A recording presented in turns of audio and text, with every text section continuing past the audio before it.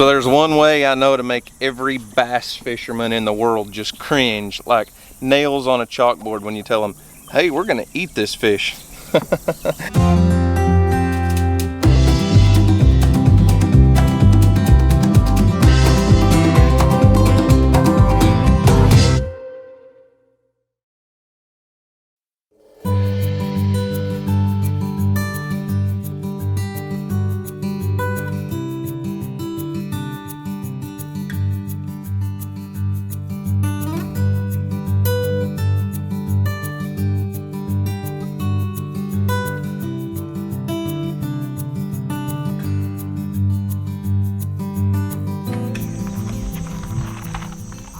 What you yelling for?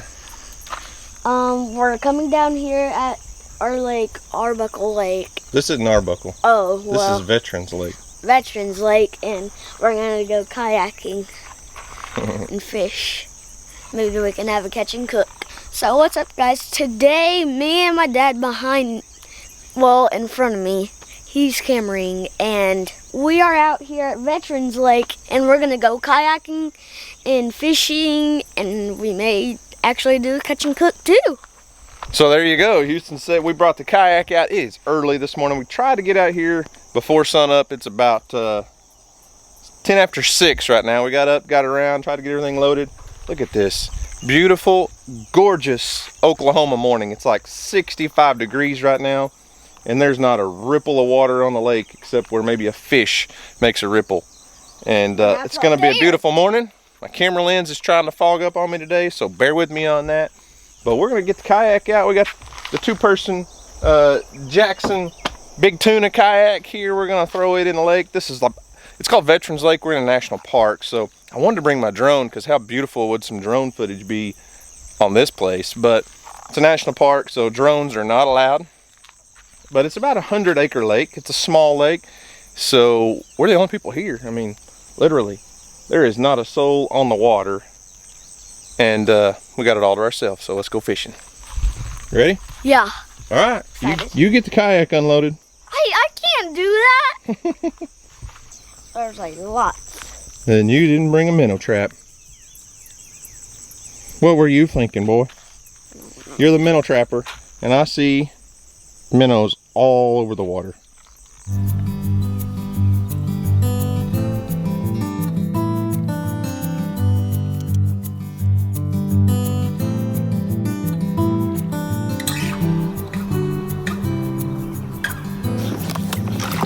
Okay.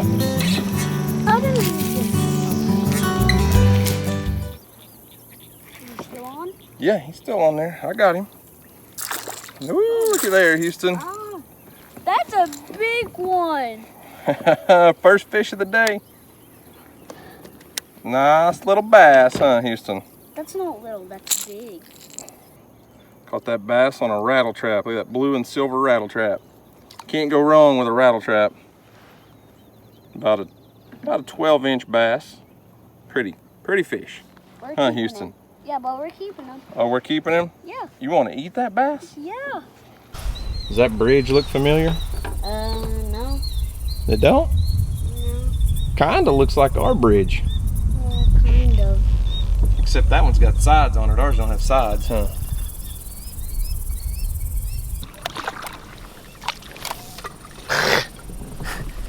What happened?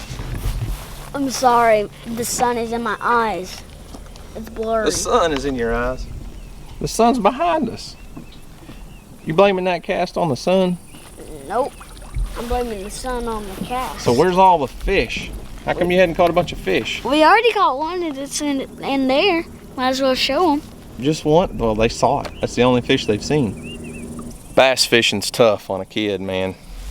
Houston's losing interest quickly. We've only caught one bass this morning, and I'm losing him. I've got a pretty good idea of something else we can go do. He doesn't have a clue yet, but fishing in a lake is tough for a kid. Unless you're catching a lot of fish, they get bored fast. So I've got a better idea. You know, one of the cool things about this little Jackson kayak is it has a live well. Not many kayaks have a place to put fish, so you have to put them on a stringer over the side. There's our one little bass we caught. And he's got a June bug crawling on him. So there's one way I know to make every bass fisherman in the world just cringe, like nails on a chalkboard when you tell them, hey, we're gonna eat this fish. Bass fishermen have this thing. When you say you're gonna eat a bass, they just like lose their mind. We've done bass catch and cook on our channel before, and people just leave the most hateful comments, like it's the end of the world if you eat 1 or 2 little bass. But Houston and I only caught 1 fish here on Veterans Lake this morning, mostly because somebody gets bored really fast. Houston, since we only caught 1, we're not gonna be able to do a catch and cook with that fish. So we're just gonna let him go, even though I just said that's how you make every bass fisherman cringe. Well, not today. Hang on, don't let him go yet.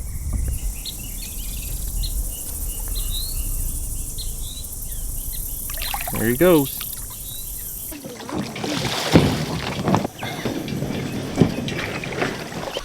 So we're gearing down. We got some of Houston's tackle here. We're gearing down because we're gonna go do something a little bit different. But I've got a funny story for you. Let's get the lighting a little better, Houston. So the other day, Houston had all of his tackle boxes lined up on the coffee table. So Houston has had so many subscribers send him tackle in the mail. You want to say thank you to everybody? Thank you everybody for sending me all of those lures. I love them. Yeah, he's had boxes of fishing gear sent to him. It's been awesome. It's been really cool. He's excited. He loves collecting fishing lures. He's got a lot more tackle than most adults probably. But he had all of his tackle boxes lined up and everything all organized and looking good. And Emily and her friends were at the house and they were playing. Come here, Houston.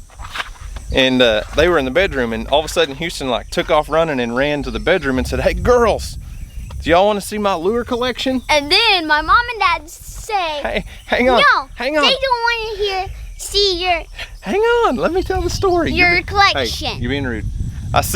Mom said, no bud, they really don't. They really don't want to see your lure collection. They never said they do, or they don't. Quit yelling. I said, man, Houston, that's the best pickup line ever. He has no clue what I'm talking about. Quit. I said, you'll quit being rude, okay? Why are you laughing? So, you know, Mom says, no, bud, they don't. They really don't. I said, man, that's the best pickup line ever, Mom. Houston will know when he's found the right girl, because he'll say, hey, you want to see my lure collection? And the right girl will say, yes, I sure do. I want to see your lure collection. Huh? Yeah, but the girls didn't even answer. Yeah, the girls, they were not interested. It didn't work. All right, let's go. I got a better idea. You know how we fish. You know what we're good at. Yeah. And it's not the lake. Not this. I got a better idea. So let's go catch some fish. I know where we can catch some fish, I bet. Well, which place?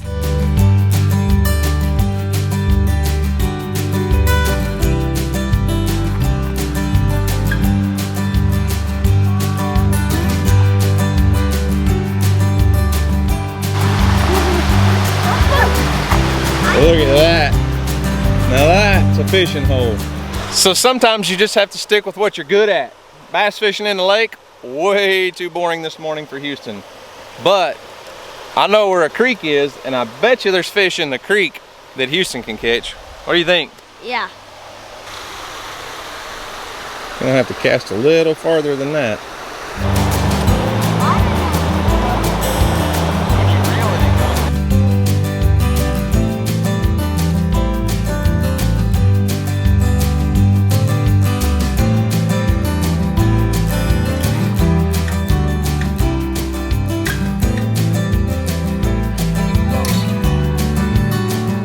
Now that is a creek bridge right there.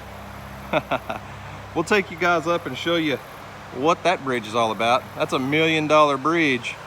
$1 million? Yep, that's $1 million bridge over Rock Creek right here. Boy, what? You come all this way to this creek and didn't bring a single minnow trap? Maybe. Maybe next time, huh? What a beautiful creek though. So this is called Rock Creek. We're in the national park. This is Chickasaw National Recreation Area, and this creek flows into Arbuckle Lake. It's a very pretty creek, not a very productive creek right now. we didn't get a single bite, but it's a public area and obviously it's a very well used area, so there's no telling how many other people have fished this stretch of creek this summer already. He's blowing away over the way. So I've told you guys that we kind of live in a touristy area. There's a lot going on. National Park, there's a lot of stuff, Turner Falls, all kinds of different things. But on the other side of this bridge is property owned by the Chickasaw Nation. It's called the Chickasaw Cultural Center. It's a really cool facility that it basically shows everything about the Chickasaw Nation, the Chickasaw tribe. But I call this bridge, it was kind of a thing for our area. It was the way the Chickasaw Nation connected to the Chickasaw National Recreation Area, the national park. So that's the bridge to the Cultural Center, going that direction. But I call it the bridge to nowhere because it lands over here in nowhere. That side, it's a cool place. Over here, it's just a national park and the bridge to nowhere. Yeah, the $1 million bridge to nowhere. This is what we should have built across our creek. You think we should have built a bridge like this across our creek? Yeah, but it would be way smaller. Way smaller? Yeah. Well, I think we should have done this. Same. I mean, if I had an extra $1 million laying around, I'd have built a bridge like this. Not by yourself. Well, no. Let me rephrase that. I'd have hired somebody. A lot of people. So as you can kind of see on this side of the creek, on this side of the bridge, is the Chickasaw Cultural Center, and they've got all kinds of demonstrations and museums and just everything about the Chickasaw Nation as a tribe, history, all kinds of cool stuff. And then, like I said, it's the bridge to nowhere over here. Anyways, it's cool. It's cool if you're in the area, you're looking for things to do. You come stay at Dusty's Cabins, my brother-in-law's cabins, right by the lake. We got the national park, the Chickasaw Cultural Center, all kinds of cool stuff. Hey Houston. What? Since we kind of got skunked on fishing, we need to go home and feed your fish.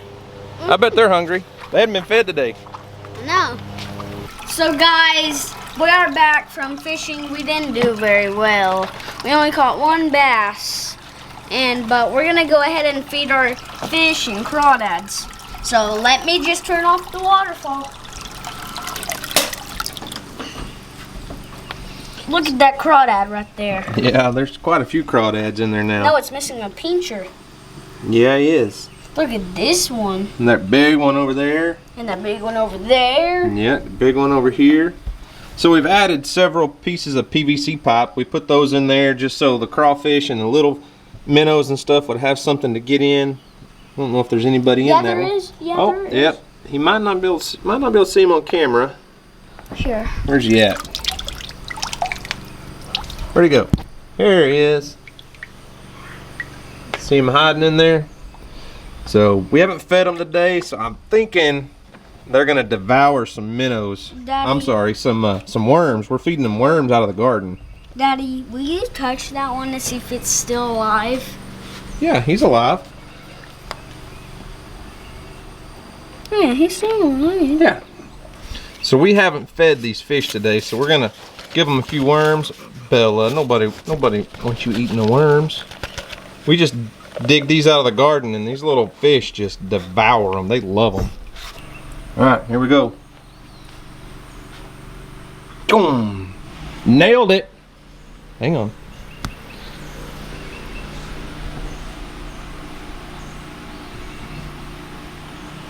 Gone. Look at them.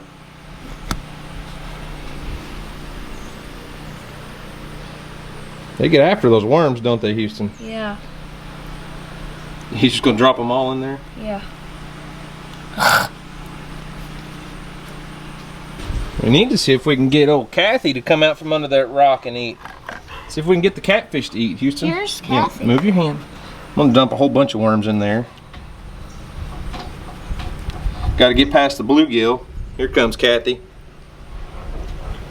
Uh-oh. Yeah, it looks like we got an injured. Oh! Suck that worm in. I think the crawfish looks a little injured right there. Catfish probably been after him. All the worms are gone.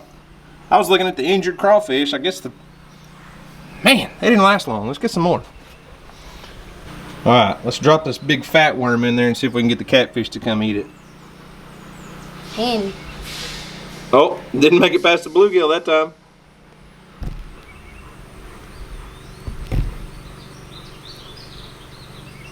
We should use these for bait for our bluegill. Shouldn't we, Dad? Look at that worm trying to get away. Come on, Kathy. Come out of that rock. Here she comes. She comes. Come on, Kathy. We love you. Thinking about it. We don't want you to die. We want you to live. It's a big old fat worm there for you, Kathy. Oh, here's the bluegill. Ran off with it again. Hey. So guys, if you like this video, smash that like button. And if you haven't subscribed yet, go down there and subscribe and ring that notification bell. And we'll see you on the next video. Peace.